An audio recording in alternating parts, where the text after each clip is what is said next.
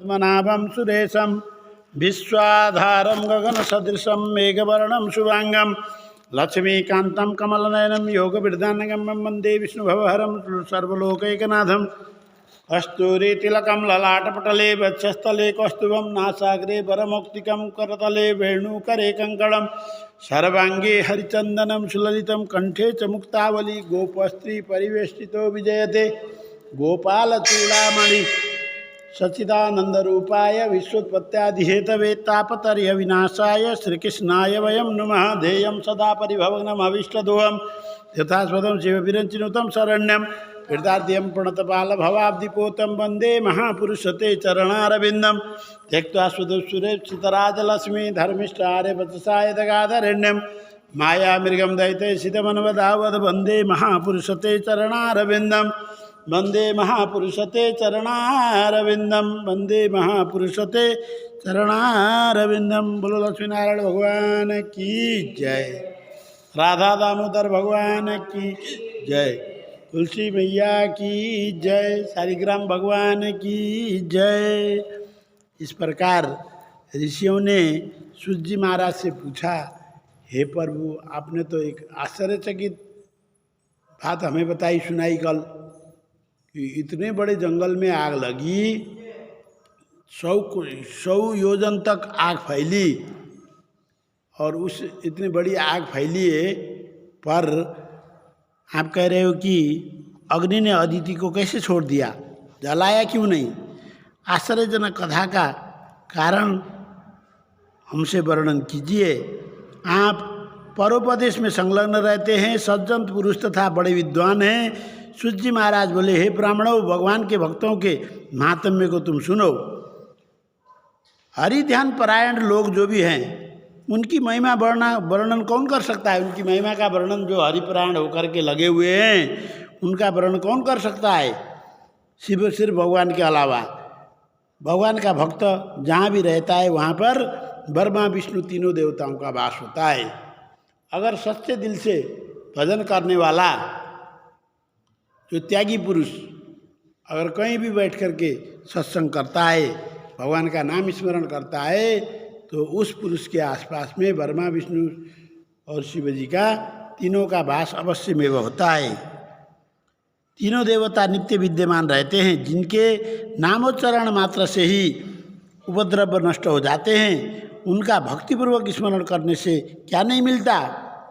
जिन हरि का स्मरण करने मात्र से सब दुखों के दुख नष्ट हो जाते हैं। उन्हें अग्नि या दैत्य क्या कर सकते हैं, क्या कष्ट पहुंचा सकते हैं? जो भगत भगवान की ध्यान परायण होकर के बैठा है, उसको न तो दैत्य कुछ कर सकते हैं और न अग्नि जला सकती है।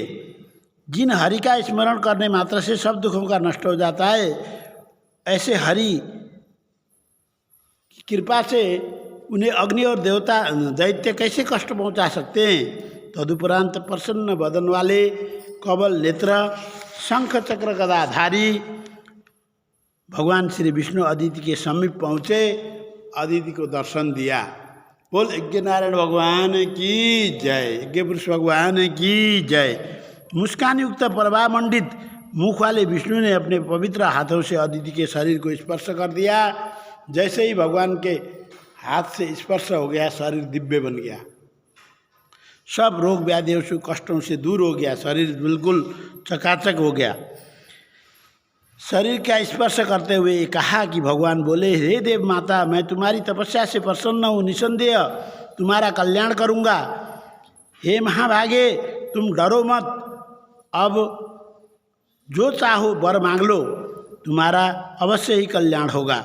विष्णु के यह कहने पर देव माता अदिति ने सब लोगों को सुख देने वाले श्री विष्णु को प्रणाम करते हुए कहा, हाथ अंजलि बांधे हुए कहा।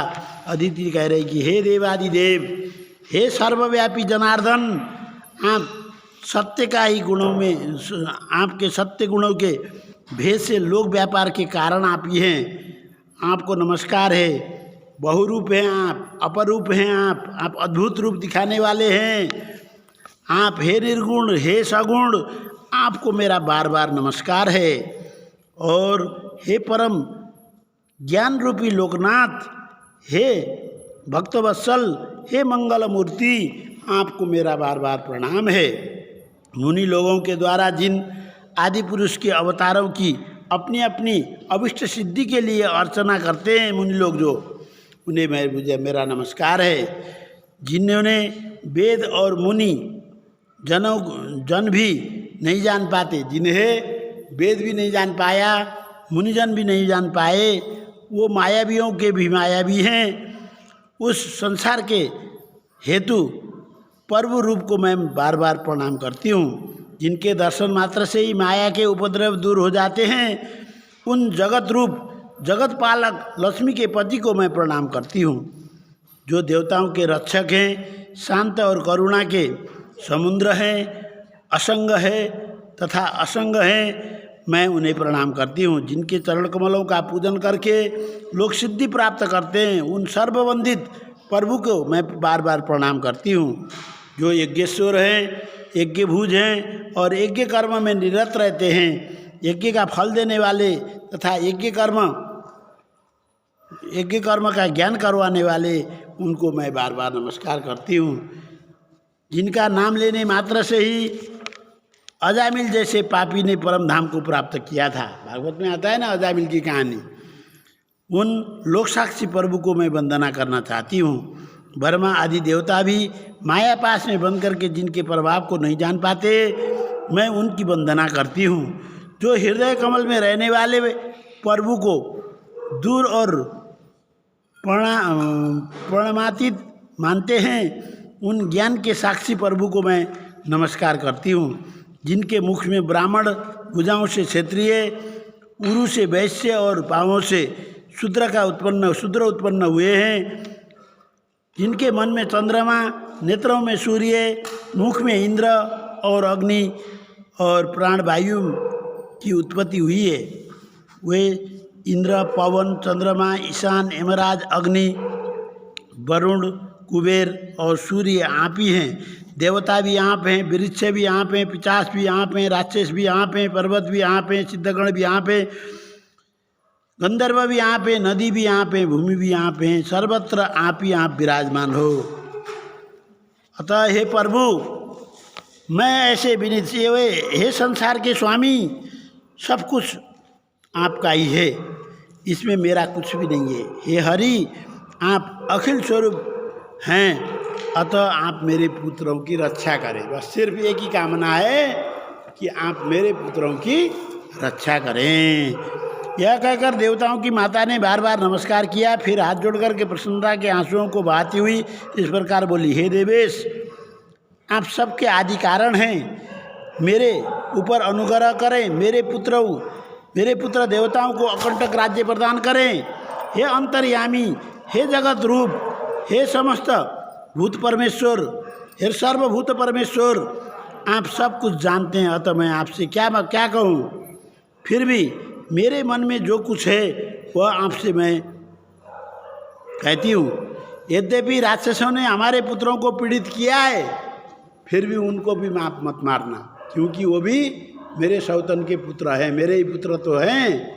देखो, अदिति के में अंदर इतनी भक्ति आ गई कि आज सौतन के पुत्रों को दुश्मन मानती थी ना, जब भी तपस्या करने गई थी, आज उनको भी कह रही, वो भी तो मेरे पुत्र हैं तो मेरे ही पतिदेव तो एक ही हैं,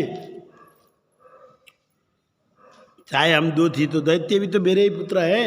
आप उनको मारना मत, उनको सबक जरूर सिखाना कि देवताओं के साथ पंगा कभी नहीं लेना चाहिए, कि सबक सीख जाए, ऐसा करना, उन्हें मारना नहीं, मारे नहीं। यह कहकर के साध्वी भगवान के प्रति पुनः विनीत बनी। तब कृपालु भगवान ने प्रसन्न होकर के कहा, भगवान जी कहते हैं कि हे देवी, हे कल्याणी, मैं तुम पर प्रसन्न हूँ, मैं स्वयं तुम्हारा पुत्र बनूंगा।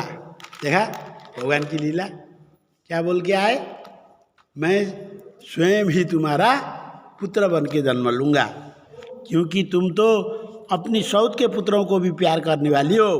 तुम्हारे द्वारा किए गए मेरे इस स्तोत्र को जो लक्ष्मी माँ ने प्रार्थना किया, हे देव देवेश, हे संसार के स्वामी, हे जगत पालनहार, हे कल्याणी, हे कल्याण के दाता, हे भक्तवत्सल भगवान कह के जैसे इसने प्रार्थना की थी, उस जो लोग इसको पढ़ेंगे वे पुत्र और धन के क्षेत्र में संपन्नता से अभाव नहीं पाएंगे।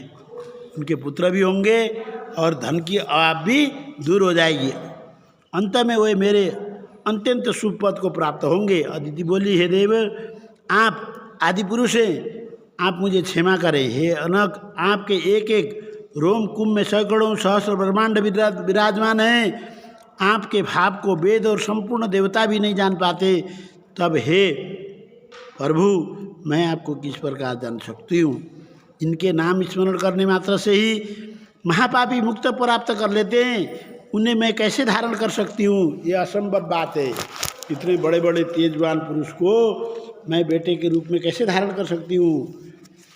तब सूत महाराज कह रहे हैं कि मेरे वचनों को मान करके जनार्दन भगवान ने अभयदान देते हुए देवताओं की माता से कहा, अभयदान दिया, डरो मत, किसी चीज़ का भय नहीं है अब आपके पास, सब मैंने ले लिया भय। भगवान जी बोले, हे भाग्यशालिनी, तुमने निसंदेह सत्य बात कही है, फिर भी मैं तुमसे गुप्त से गुप्त रहस्य को सुनाता हूँ। जो लोग राग द्वेष से रहित होकर के मेरी भक्ति करते हैं, वे सब पाप छूट करके मुझे धारण किए रहते हैं। जो मनुष्य माता पिता की सेवा करता है, गुरु का भक्त है, अतिथि प्रिय है और ब्राह्मणों का भला करने वाला होता है, वह मुझे सदैव धारण किए रहता है। सत्य कथा सुनाने वाले, स्वामी की सेवा करने वाला, अपने आश्रम धर्म का पालन करने वाला व्यक्ति मुझे सर्वदा धारण कर सकता है। जो लोग पुण्य तीर्थ करते हैं, तीर्थ को भी पुण्य करते हैं, वे मुझे सदैव धारण किए रहते हैं। जो लोग तुलसी की सेवा करते हैं, सदैव मेरा नाम लेते हैं और गायों की रक्षा करते हैं, वे मुझे धारण करते हैं। परोपकार में रत रहने वाले, पराये धन की ओर मुख न करने वाले तथा परस्त्री के प्रति विराग रखने वाले लोग मुझे सदैव धारण करते हैं। हे देवी, तुम पतिव्रता, साध्वी तथा सबका भला चाहने वाली हो, अतः मैंने तुम्हारा पुत्र बनना स्वीकार किया है। मैं शत्रुकुल को नष्ट करूँगा, यह कहकर देवादिदेव विष्णु देव माता अदिति के गले में माला और अभयदान देकर के तिरोहित हो गए। और दक्ष नंदिनी देवताओं की माता अदिति भी संतुष्ट होकर के श्री विष्णु को प्रणाम करने के बाद अपने स्थान पर लौट आई। तदुपरांत लोकवंदिता दक्ष पुत्री अदिति ने समय पा करके सब लोगों को कल्याणकारी एक पुत्र को जन्म दिया। वह शंख चक्र, गदा, पद्म, कमंडलु, अमृत घट, दधी और अस्त्र हाथ में लिए हुए वामन भगवान का रूप लेकर के वह सहस्रों युगों के समान प्रकाशमान कमल नेत्र तथा आभूषणों से युक्त होकर के पीताम्बरधारी बन करके वह सब लोगों का स्वामी तथा मुनि द्वारा नित्य स्तुत्य था। भगवान का अवतार जान करके कश्यप ऋषि ने प्रसन्न होकर के प्रणाम करते हुए इस प्रकार स्तुति करने लगे। कश्यप जी ने भगवान का वामन अवतार हो गया है, बोलिए वामन अवतार भगवान की जय। उन अवतार को देख करके बाप रे बाप, विलक्षण बालक है, इतना तेज शरीर में विद्यमान है, इसके चेहरे में देखो कितना तेजवान बालक है। भगवान ने मुझे वचन दिया था कि अदिति के गर्भ से ही मैं जन्म लूँगा, आज वह मेरा सौभाग्य का दिन आ गया। कश्यप ऋषि को पता चला तो स्तुति करने लगे। कश्यप जी बोले, अखिल विश्व के कर्ता, सबके पालक, सबके स्वामी, देखो बेटे के साथ पिता जो है आज नतमस्तक होकर के प्रार्थना कर रहा है। ऐसे दिन भी आते हैं कभी जब भगवान की कृपा होती है। तो सबके स्वामी, दैत्यनाशक प्रभु, मैं आपको बार बार नमस्कार करता हूँ।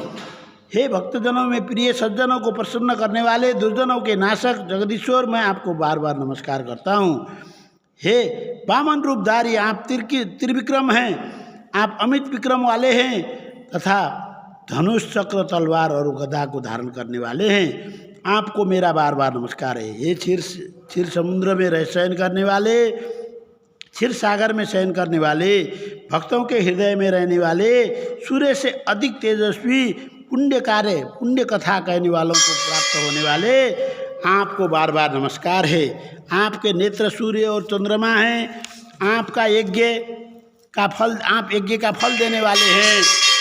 आप यज्ञ का फल देने वाले हैं। सज्जनों को प्रिय हैं आप, सज्जनों के प्रिय यज्ञ में विराजने वाले हैं आप। आपको बार बार नमस्कार है। कारणों के कारण, शब्दादि से रहित, दिव्य मुख वाले और भक्त